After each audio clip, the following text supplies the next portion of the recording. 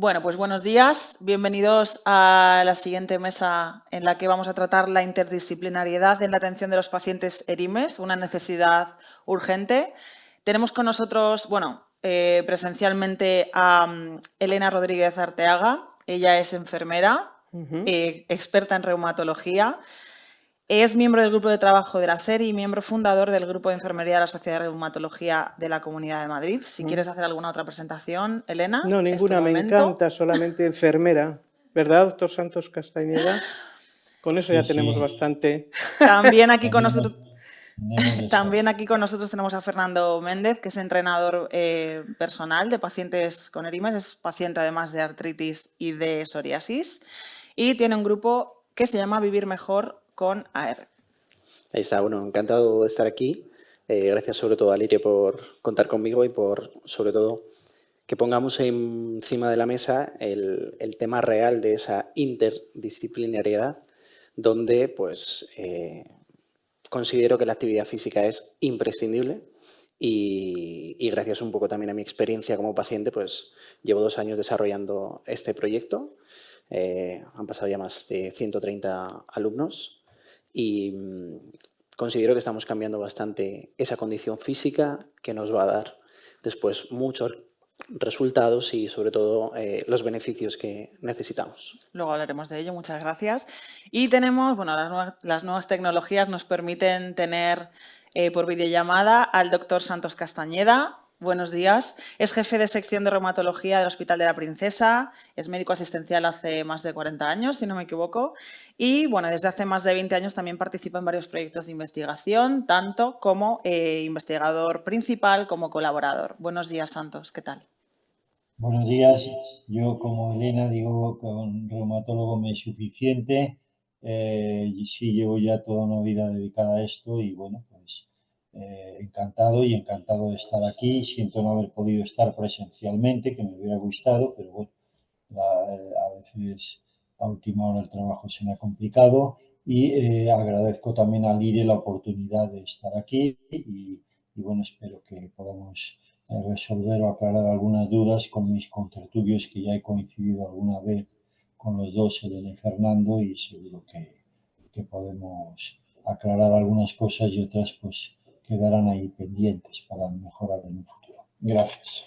Es un tema amplio, desde luego. Bueno, pues me presento yo también, soy Alicia Cobo, soy periodista, responsable de comunicación en el Foro Español de Pacientes, soy paciente de fibromialgia y bueno, también vengo del mundo asociativo, que creo que cierra el círculo de esta interdisciplinaridad que tenemos. Una asociación de pacientes también cierra ese círculo tan importante de enfermera, paciente, deporte.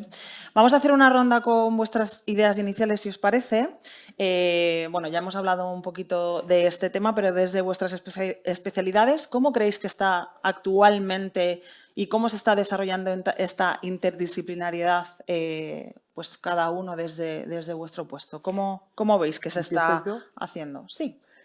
Bueno, la verdad es que no tenía que estar yo aquí, tiene que estar una enfermera de práctica avanzada y no una senior como yo, pero bueno, voy a ver si quedo bien con ella.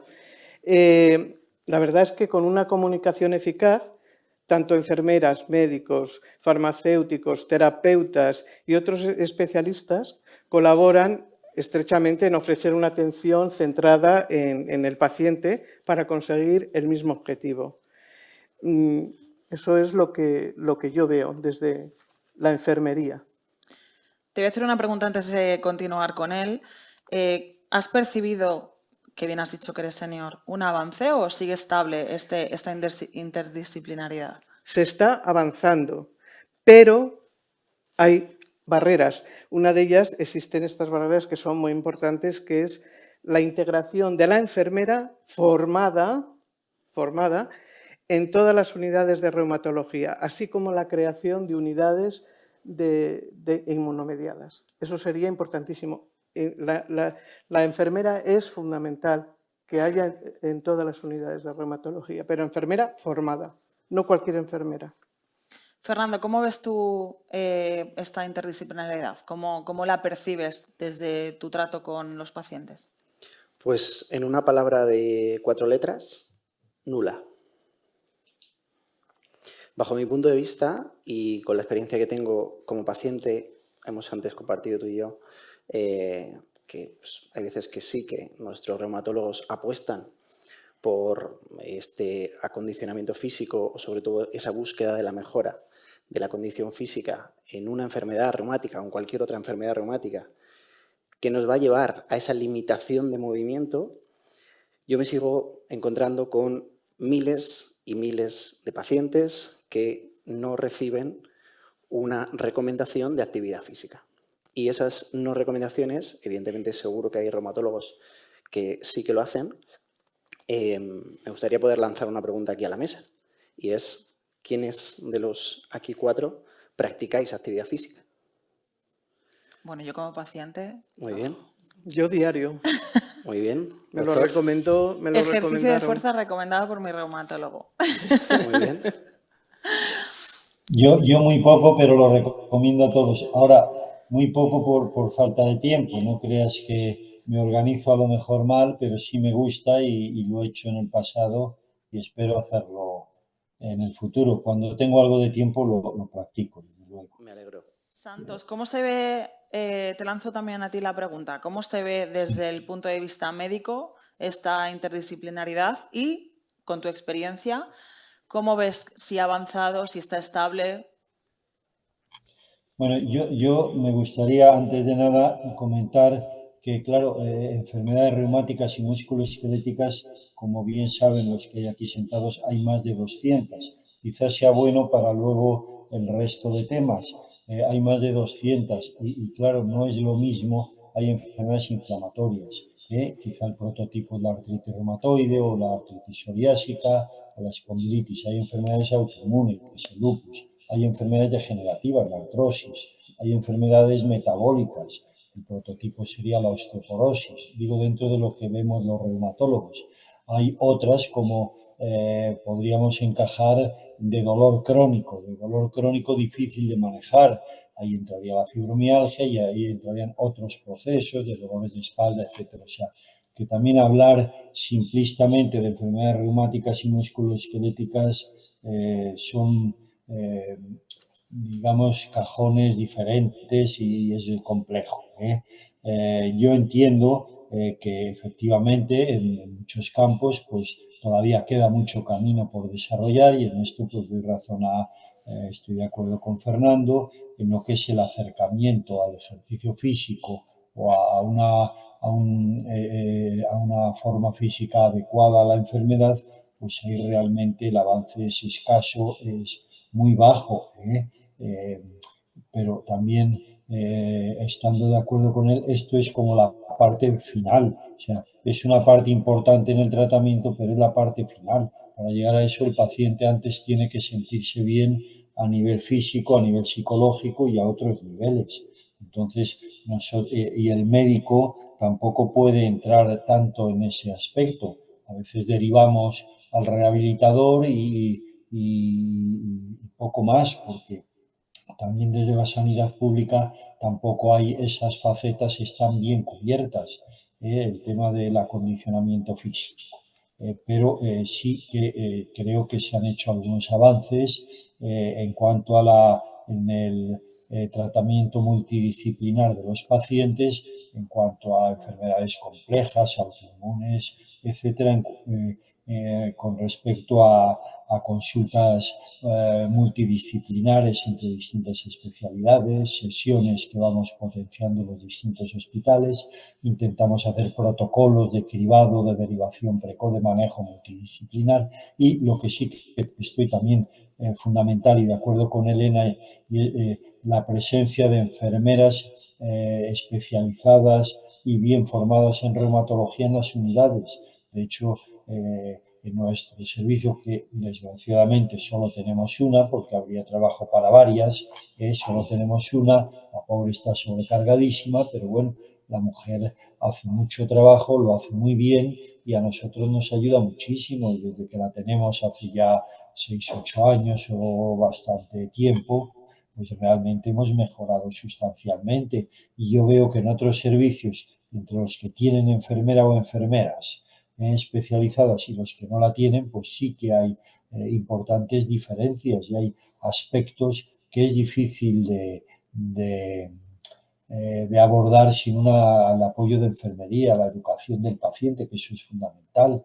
El médico no lo puede hacer solo, y otros aspectos, medicación, la adherencia a los tratamientos y también la forma de ponérselos, etcétera, de hacerlo bien. Ya no es solo que lo hace, pero lo hace bien, que hoy en día hay muchos tratamientos y fármacos, como saben, pues que es complejo, se los pone el propio paciente, se los administra y lo tiene que hacer bien, manejarlo bien, el medicamento, en fin, Te voy todo a eso es un interrumpir, campo Franco, donde... Sí, porque perdón, vamos a hablar ahora de la adherencia, si te sí, parece, y sí, así... sí.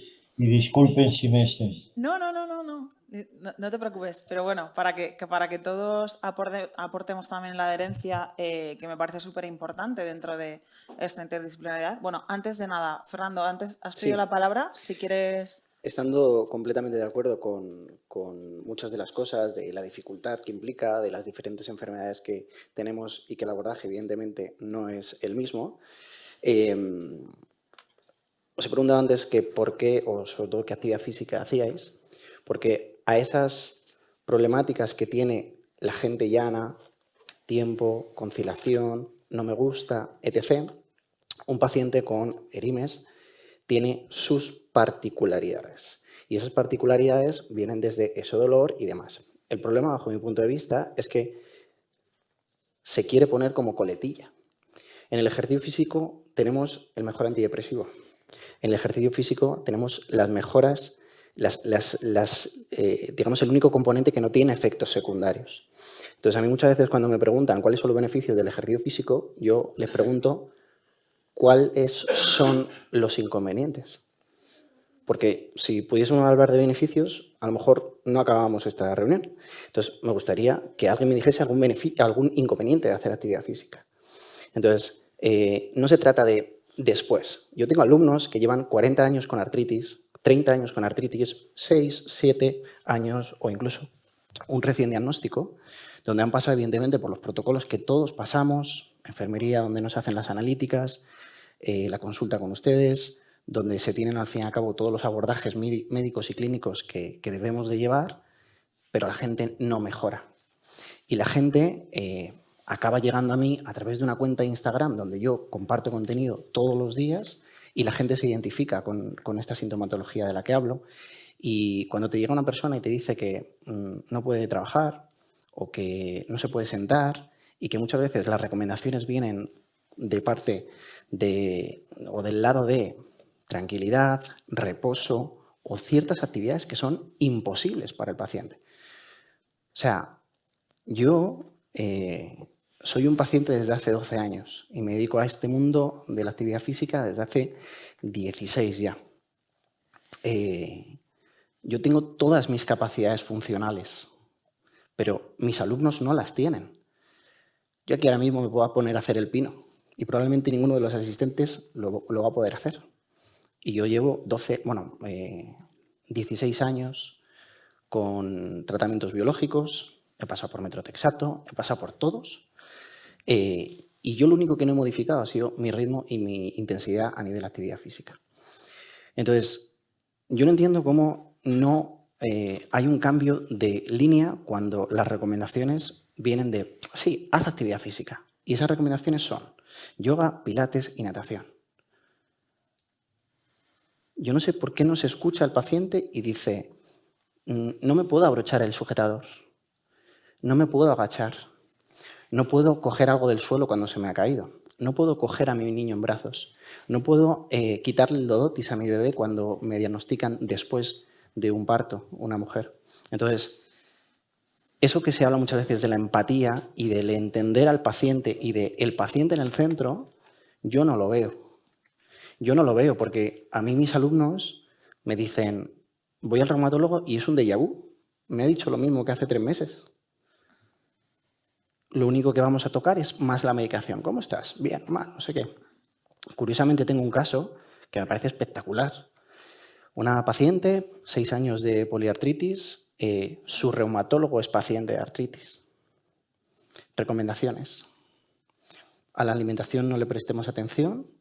Cuando no pueda hacer las cosas despacito, si necesitas descanso, descansa. Esta mujer se pone en mis manos y en 3 meses llega sin bastón, llega recta, llega con fuerza, una mujer de 60 y algún años.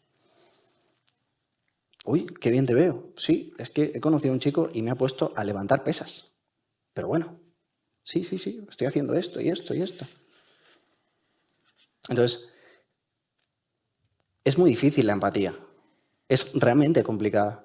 Pero yo no entiendo cómo en una consulta 8 horas, si me dicen todos los días lo mismo, no se cambian esas recomendaciones. La actividad física es imprescindible. Se habla siempre de la adherencia, que creo que era a lo que íbamos a ir. La actividad física no solo es aquella que, o sea, la mejor actividad física es aquella que podemos mantener en el tiempo. Pero tenemos una cualidad que es imprescindible y es la fuerza. Sin fuerza no nos levantamos de esa silla, sin fuerza no caminaremos recto, sin fuerza no podremos agacharnos, sin fuerza no podremos coger a nadie. Y todo el mundo sabemos que tenemos pacientes desde 1 año. Yo tengo alumnos que tienen artritis desde 1 año a pacientes que han sido recién diagnosticados ya con una edad más avanzada. Perdón si me extendí. No te preocupes. Justamente quería hablar de si los pacientes son escuchados. Creo que por tu parte está bastante respondida la pregunta. Elena, el tema de que el paciente sea escuchado desde el punto de vista de las enfermeras y obviamente esta escucha activa también forma parte de todo el tratamiento que tiene, si es multidisciplinar o no, y toda la adherencia que este paciente con esta comunicación puede llegar a tener una adherencia perfecta, que no sé si existe, creo que no, pero... Pues sí, mira, concretamente en el Centro de Enfermedades Inmunomediadas del Gregorio Marañón, el paciente, claro que es escuchado, pero no solamente es escuchado, sino que además son pacientes que tienen voz y voto y que todo se mueve y gira en torno al paciente y está integrado y forma parte de la gobernanza del centro. O sea que sí es escuchado y se tiene muy en cuenta las opiniones de los pacientes, concretamente en este sitio. Yo es que lo pongo como modelo, porque esto sería quizás un modelo a seguir, es pionero en Europa y debería creo que ya hay avances ahora, hay más hospitales que están intentando hacer ese, sobre todo cuando hay infraestructura o los hospitales grandes que no hay suficiente infraestructura, como por ejemplo en el Gregorio Marañón, que lo tienen trasladado ahí en una sede expresamente, tienen todas las consultas de enfermedades inmunomediadas, reuma, derma, inflamatoria, oftalmología y tienen psicólogo, nutricionista, trabajadora social, y luego tienen el hospital del día al lado, de día en la planta de arriba. Entonces, se puede trabajar así, es pionero en Europa, pero el resto trabajan así desde las distintas unidades, pero claro, decir al paciente, tengo que derivarte a oftalmología o tengo que derivarte a tal, ir al quinto pino, perderse, y la sensación del paciente es a veces que se encuentra incomprendido y que se encuentra solo, ¿no? No sé cómo explicarlo. Santos, antes nos has hablado o comenzabas a hablar de la adherencia y me gustaría, bueno, empezaste a hablar del tratamiento farmacológico, me gustaría también saber, aparte de tu punto de vista sobre esta comunicación con el paciente, de si es escuchado, si realmente pues, se adapta la medicación en vuestro caso a lo que pide pues el paciente, que es para mí a quien más hay que escuchar, lo digo como paciente también.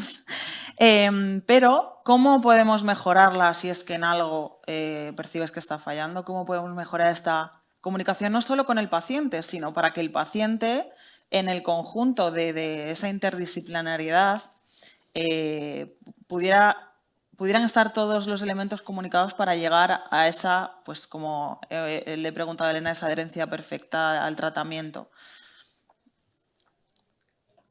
Bueno, yo creo que hemos tocado, aquí hay varios temas y todos son difíciles para mí de responder, ¿eh? O sea, ¿es escuchado el paciente? Pues yo creo que esto es un sí y no. Depende de situaciones, depende del paciente y depende del médico y del día. O sea, entiendo que hay pacientes que se sienten mejor escuchados que otros y otros se sienten medianamente o mal atendidos o escuchados.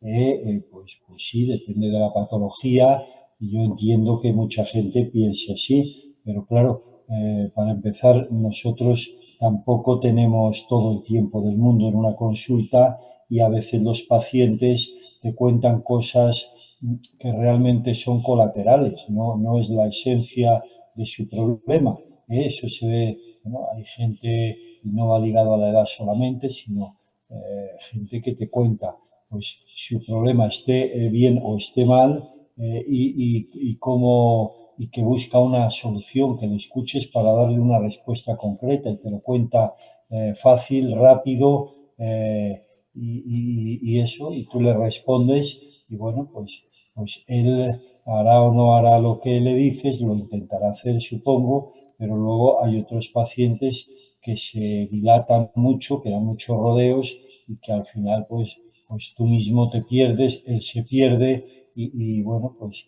lo que quieren es otro tipo de atención, de que les oigas y le escuches, no tanto, sí, por supuesto, en su enfermedad, pero en una serie de problemas que hay alrededor, que también influirán en su bienestar y en su al final en su enfermedad. O sea, que yo creo que esto es muy variable y que obviamente se puede hacer mejor, que no lo hacemos bien siempre y que muchas veces dejamos mucho que desear, pero no depende solo de nosotros, depende de factores añadidos, depende del tiempo que tienes y también depende del propio paciente.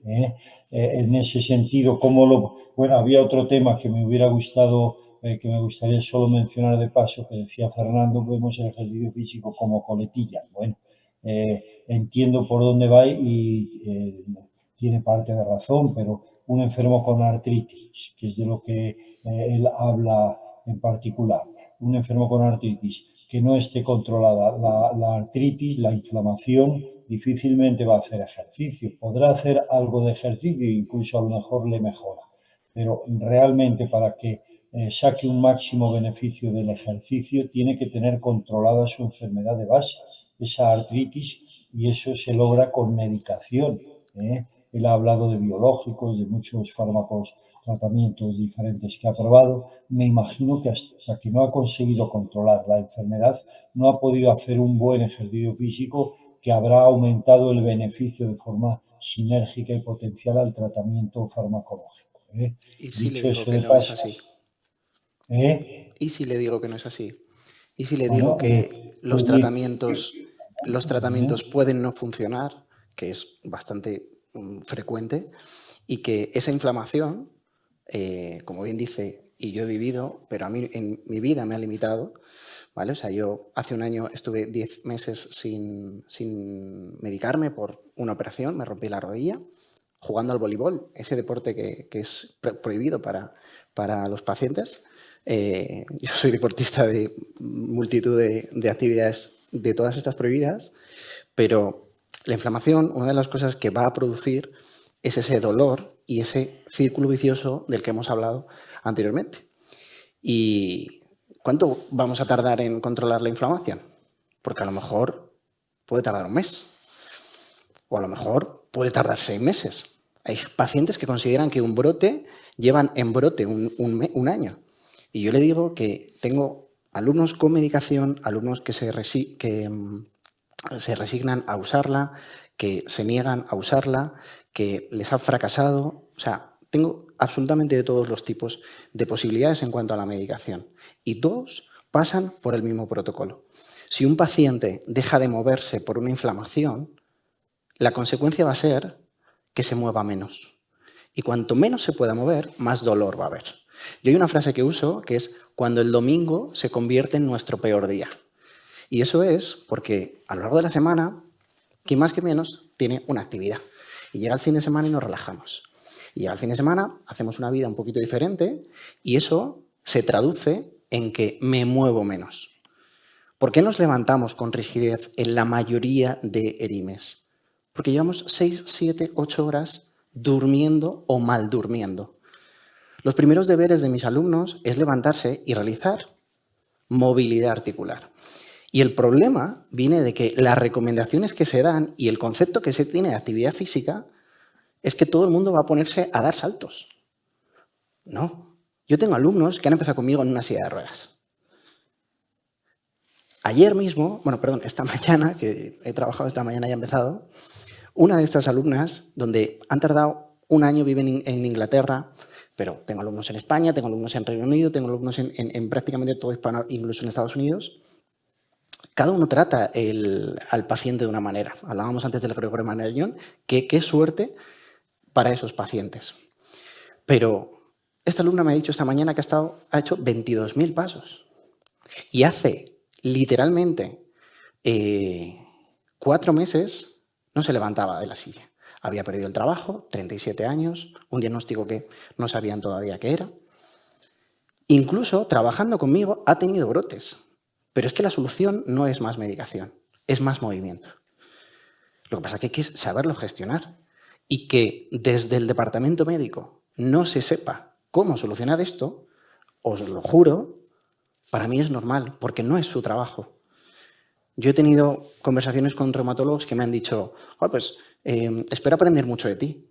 Y yo, con todo el respeto, le he dicho, mira, creo que tienes cosas más importantes que hacer dentro de una consulta. Esto es muy difícil, si no, no tendría yo trabajo.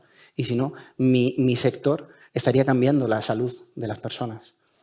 ¿Vale? Para mí, el centro de salud, y antes ha dicho Ana que la lleva empresa, para mí el centro de salud es el centro de tratamiento de la enfermedad. Para mí, el centro de salud es una instalación deportiva. ¿Una? Instalación deportiva.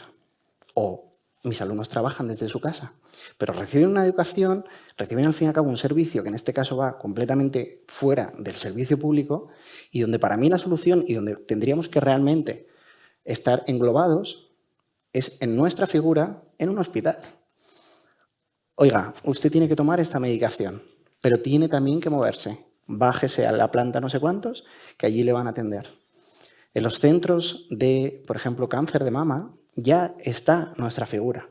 ¿Y por qué es así? Porque se ha demostrado los beneficios de las pacientes, donde se ha visto la incidencia y la tasa, cómo ha reducido la mortalidad, la capacidad de reincidencia. O sea, es que era de lo que les hablaba antes. ¿Cuáles son los perjuicios de todo esto? El problema es la aplicación y yo les juro que no les hago responsables. Pero hay que llegar a ese entendimiento. ¿Puedo decir Sí, una un momentito. Voy a puntualizar una cosa que ha dicho él, que muchas veces se señala a los médicos, a las enfermeras. No vamos a olvidar que esto está organizado por una organización de pacientes y que me parece fundamental que desde los médicos hasta las enfermeras, hasta los entrenadores personales, receten, y lo voy a decir otra vez para señalarlo, receten asociaciones de pacientes.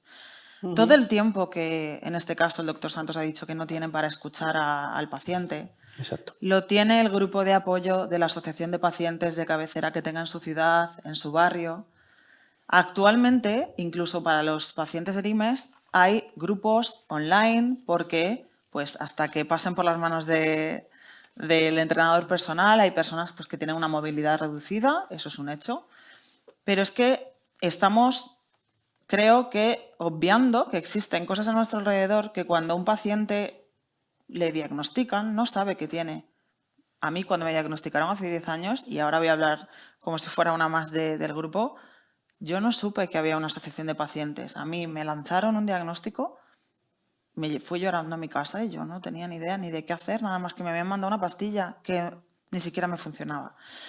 Entonces, la asociación de pacientes pone en contacto con especialistas de otro tipo de este círculo multidisciplinar, como son entrenadores físicos, nutricionistas, porque, por desgracia, aunque el Gregorio Marañón, y ahora te doy la palabra, perdóname, Elena, aunque el Gregorio Marañón tenga ese compendio de cosas tan maravillosas, la realidad, y luego si queréis en la última ronda, porque creo que ya nos quedamos sin tiempo, hablamos de ello, no existe esa realidad global, ¿no? Ya, ni en Madrid ni en España. Entonces, faltan enfermeras formadas, porque la enfermera es la que tiene, es la puerta de entrada, generalmente, es la puerta de entrada para luego derivar al médico o no. ella se encarga de escuchar. Si no escuchas al paciente es muy difícil saber lo que le pasa y lo que tiene. El paciente tiene la necesidad de ser escuchado y debemos detectar ahí los miedos que tiene, los miedos y los temores de la evolución de la enfermedad, de los tratamientos, incluso de las relaciones sociales o de la parte laboral, la que sea. La enfermera normalmente es la que detecta porque tiene más capacidad de escucha. Además, la enfermera es la que educa. Entonces, creo que hacen falta más enfermeras formadas en todas las unidades. Me quedan muchísimas cosas por decir porque hacen muchísimas más cosas, ¿sabes? La enfermedad también está incorporada, no solamente en el Gregorio Marañón, en otros muchísimos servicios también, ¿no? Trabajan juntos porque el objetivo es el mismo para todos, ¿no? Pero, claro, si no tienes ese servicio es muy difícil. El médico es el que diagnostica y administra el tratamiento. El farmacéutico es el que te va a dar el biológico porque sabe de farmacocinética y farmacodinámica. ¿Quién más? Y luego después está la enfermera, que es la que cuida al paciente, educa, le enseña la autoadministración. Tiene que haber, en el equipo multidisciplinar, tiene que haber de todo y sobre todo la enfermera, que es la puerta de entrada y la que escucha, la que tiene más tiempo para escuchar. Y si es necesario tener 2 enfermeras en vez de una, pues que eso, a fin de cuentas, si tú inviertes en, yo qué sé, 32.000 euros al año y después tienes un beneficio de 300.000, pues hombre, compensa, ¿no? Por un sueldo de una enfermera, quiero decir. ¿Y cómo ves tú como enfermera? Y bueno, creo que hemos perdido un momentito la conexión con Santos, pero bueno, voy lanzando preguntas, ya cuando regrese hacemos la ronda final. ¿Cómo ves tú como enfermera que para acceder a todo este tratamiento multidisciplinar, pues no podamos acceder a través de la Seguridad Social en su mayoría de los servicios? ¿Qué sería lo ideal para que fuera tan universal como para que todo el mundo pudiera acceder de forma pública a unos servicios? Bueno, los pacientes con enfermedades reumatológicas y musculoesqueléticas, por desgracia, tienen que gastar muchos recursos económicos en este tema. Entonces, ¿qué sería lo universalmente perfecto para que esto funcionara dentro de...? Sí, lo primero es la formación desde la base, desde las universidades, para formar a los alumnos en la cultura de trabajo en equipo interdisciplinar y multidisciplinar. Esa es la base. Luego, la formación continua y continuada de las enfermeras. No es un día un webinar o un curso y para usted contar. Son muchas veces porque está en avance continuo. Son enfermedades que no tienen cura, pero la verdad es que se investiga bastante. La creación de unidades específicas multidisciplinares, importantísimo. Y tener la misma accesibilidad a los tratamientos, que no existe esa accesibilidad para todo el mundo. Eso es lo que a mí me parece importante. Fernando, tú vienes del mundo privado, que obviamente llegan muchas personas a ti porque no existe tu figura, que sería lo perfecto dentro del hospital, más allá de los rehabilitadores físicos, no tenemos esa actividad que tú realizas dentro del sistema público. ¿Cómo crees, te lanzo otra vez la pregunta que le he lanzado a Elena, que sería lo ideal para que ese acceso multidisciplinar fuera universal para todos y con las mismas oportunidades? Para mí va un poco en la base de esta línea a la que yo he querido hoy lanzar, ponernos de acuerdo. Tener al fin y al cabo claro que yo necesito ir a mi consulta, en ningún momento quito valor, que necesito que mi enfermera me atienda cada vez que voy a mi revisión de las analíticas, que me enseñe cuando empiezo a pincharme. En ningún momento hay que quitarle valor. Pero uno de mis ámbitos es la salud. Entonces, solo falta al fin y al cabo eso. Antes ponía el ejemplo del cáncer de mama. También tengo esta especialidad de especialista en pacientes oncológicos. Y esto ya existe. Son recursos. Y evidentemente ninguno de los que estamos aquí tenemos la culpa, ni somos responsables de ello, más que lo que queramos ahora a partir de hacer. Para mí hay un dato que me asusta. Cuando yo empecé todo esto, yo ni siquiera era consciente de la gravedad a la que me enfrentaba. O sea, yo empecé a dar consejos en Internet y a mí me llamaban loco por recomendar que la gente saliese a caminar. Fue bastante sorprendente en ese inicio. Pero al fin y al cabo, el ver cómo hay gente de muchos tipos, muchas provincias, muchos países, y no tenemos una línea única donde las recomendaciones no se tienen en cuenta. Cuando hemos hablado de salud mental pasa exactamente lo mismo. Es decir, lo que necesitamos al fin y al cabo es una unidad, necesitamos un criterio común y evidentemente que se den recursos. Considero que si hay enfermedades que ya tienen esta línea de trabajo, como puede ser en este caso el cáncer, ¿por qué no lo podemos tener nosotros? Cuando sin duda las enfermedades reumáticas ocupan un porcentaje bestial en la salud de España. Doctor Castañeda, le voy a lanzar la misma pregunta, además que usted está, pues, digamos, atado, voy a decir esta palabra, no sé si está bien dicha, a los protocolos de la sanidad pública, pero ¿qué sería lo ideal para que esta interdisciplinaridad pudiera, pues eso, ser real, valga la redundancia, y tener acceso todo el mundo de forma igualitaria a lo que es una terapia multidisciplinar que se merezca el paciente? Bueno, disculpar, se ha desconectado unos momentos la pantalla y la conexión que me habían enviado. No te preocupes, Yo que lo creo que mejor de los directos es es eso. es un tema complejo. Yo creo que ellos lo han hablado muy bien. La enfermera de alguna forma demanda que debe de haber más enfermeras especializadas en las unidades que tratan a estos pacientes y estoy totalmente de acuerdo.